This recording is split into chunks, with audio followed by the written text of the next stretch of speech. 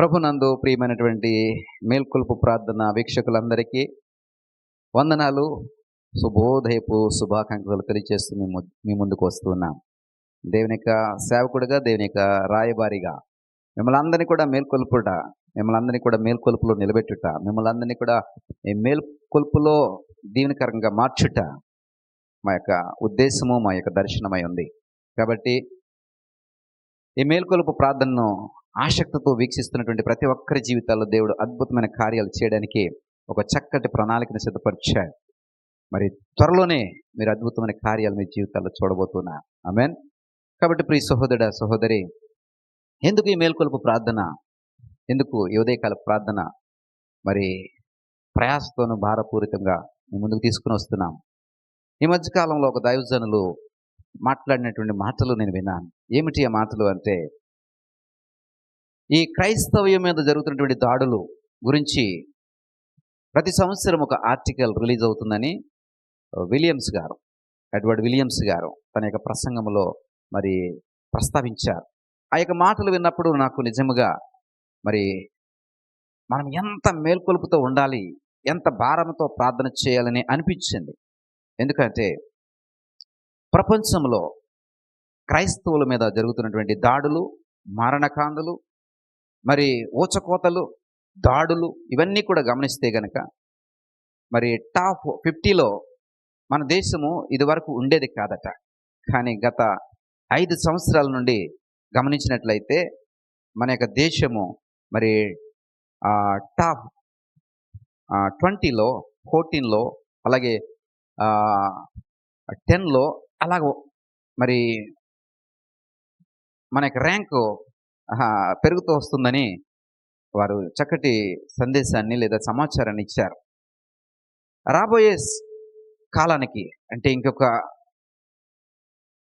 3 నుంచి 5 సంవత్సరాల కాలంలో భారతదేశంలో క్రైస్తవుల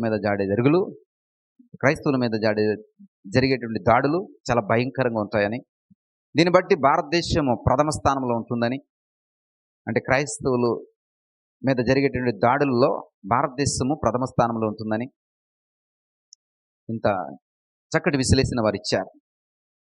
అంటే సౌదీ అరేబియా లాంటి దేశాల్లో, పాకిస్తాన్ లాంటి దేశాల్లో కంటే కూడా భారతదేశంలో ఎక్కువ దాడులు జరుగుతాయని, ఇక్కడ జరిగే దాడుల కంటే కూడా అక్కడ చాలా బెటర్ అని వారు చక్కటి విశ్లేషణ ఇచ్చారు. ఆ వాక్యము నేను వింటున్నప్పుడు నేను కూడా ఆలోచన చేశాను. మేల్కొలుపు నాలో కలిగింది. ప్రియ సహోదరుడా, సహోదరి, ఎస్ మనము మేల్కోవాలి. ఎస్ మనము తేజస్సుతో తేజరిల్లాలి. ఎస్ భారంతో ప్రార్థన చేయాలి. ఎస్ మనము ఎలాంటి మేల్కొలుపును కలిగి ఉన్నామో దాన్ని బట్టి మన భవిష్యత్తు నిర్ధారించబడుతుంది. మన దినములు క్షమపరచబడతాయి, మన బ్రతుకులు క్షమపరచబడతాయి. ప్రియ సహోదరుడా, సహోదరి, ఒక సవాల్ నీకు వస్తుందంటే, ఒక ఛాలెంజ్ నీకు వస్తుందంటే దాన్ని స్వీకరించి దాన్ని ఎదుర్కోవడానికి నువ్వు మేల్కొలుపులకు రావాలి. అంతే తప్ప సమస్య వస్తుంది నేను పారిపోతాను, సమస్య వస్తుంది నేను దాక్కుంటాను కాదు. సమస్యని ఎదుర్కోవడానికి నువ్వు ఎంత భారపూరితమైనటువంటి ప్రార్థన చేస్తున్నావు, ఎంత మేల్కొలుపుతో నువ్వు మసులుకుంటున్నావో అది ప్రాముఖ్యమైనది. ప్రియ సహోదరుడా, సహోదరి, ఈ విషయమే నువ్వు ఒకసారి ఆలోచన చేయి. మరి దైవజనుడు భారపూరితమైనటువంటి మాటలను మరి చెప్తున్నప్పుడు నా హృదయంలో కూడా ఆ భారం పెట్టబడింది. మరి నీవు, నీ కుటుంబము ఈ మాటల్లో స్వీకరించగలిగితే ఈ రోజు నుండి, ఇప్పటి నుండి మేల్కొలుపులోనికి రా. భారపూరితమైనటువంటి ప్రార్థనతో నీ భవిష్యత్తుని మరి ప్రతికూలతల నుంచి తప్పించబడడానికి ఈరోజే మొదలుపెట్టు. దేవుడు నిన్ను, నీ కుటుంబాన్ని దీవించునుగాక.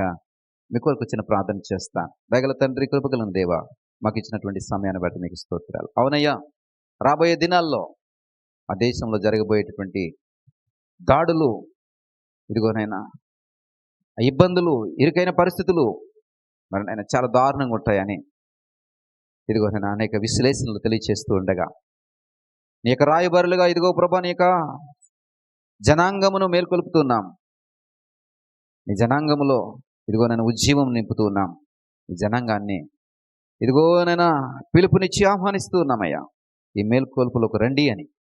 ఇదిగో ప్రభా, ఈ పిలుపు అందుకుని ఎంతమంది అయితే ఈ మేల్కొల్పులోకి రావడానికి ఆశను ప్రయాసను కలిగి ఉన్నారో, ఇదిగో ప్రభు వారిని ఇప్పుడే దర్శించి భవిష్యత్తు తరమును ఆశీర్వాదకరము అయినటువంటి తరముగా మార్చేటటువంటి ప్రతినిధులుగా ఈ భారము కలిగి మేల్కొల్పులో ఉన్న ప్రతి ఒక్కరిని కూడా నిలబెట్టమని ప్రార్థన చేయించున్నా. చేతులుగా అప్పగించుకుంటున్నాం నాయన. మహిమ ఘనత ప్రభావం మీరే పొందుకున్నామని యేసు నామములో అడిగి పెట్టుకుంటున్నాం పరమ తండ్రి. ఆమేన్.